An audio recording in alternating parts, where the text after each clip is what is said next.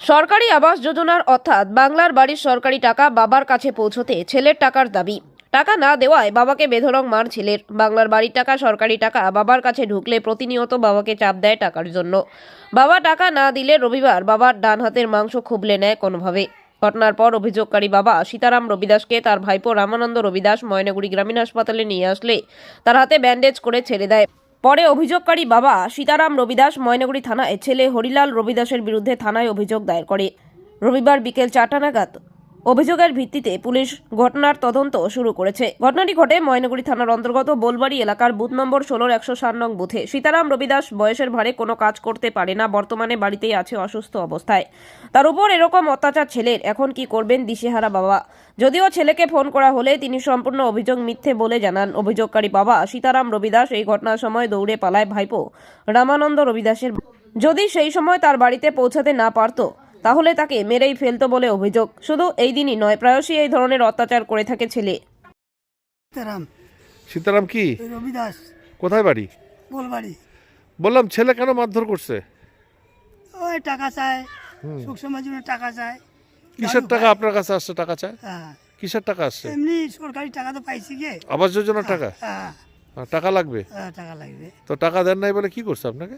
মারছে, কি করছে? মারা কি হয়েছে দেখান। ডাং দিছে, আচ্ছা, কি হয়েছে? মাংস? তারপর হাত দিয়ে উঠাইছে মাংস মাংস। কোথায় দেখি আপনার হাতটা কি হয়েছে? ওই টান দিয়ে এনে উঠাইছে এখানে। দেখান তো একটু। তো এইরকম কি সব সময় করে? আরো বারবার করে ওটা। ওর ব্যবসায় ওকে বিয়েও দিছে, একটা মাইয়াটা পালে গেছে। তো কথা বল, শুনবে না। কয় ছেলে আপনার? 2 ছেলে। মানে এটা কত বড় না ছোট? এটা ছোট। ছোট। তো বললাম এখন কি করবেন? থানায় ডায়েরি দিব। ডায়েরি দিবেন ছেলের নামে? হ্যাঁ, ছেলের নামে ডায়েরি দিব। কি চাচ্ছেন কি এখন? কি চাষি ডায়েরি দিব, আমাকে ভালো লাগে। শরীর চলে না, এইভাবে অত্যাচার করে। রামানন্দ রবিদাস।